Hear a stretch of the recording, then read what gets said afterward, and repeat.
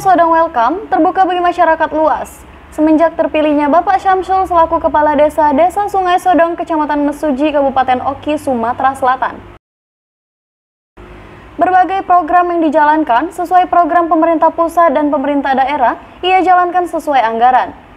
Kepala Desa Sungai Sodong juga membuka lahan untuk fasilitas kantor desa dan melakukan pelebaran jalan sepanjang 3.000 meter dari dana pribadi.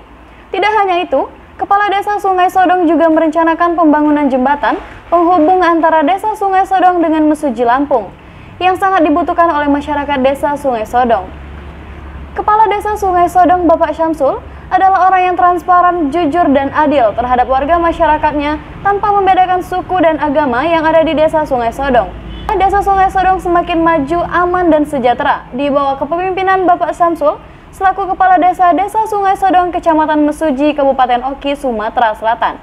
Dari Oki, Sumatera Selatan, reporter Jaharianti dan Herman, TV Sumsel mewartakan.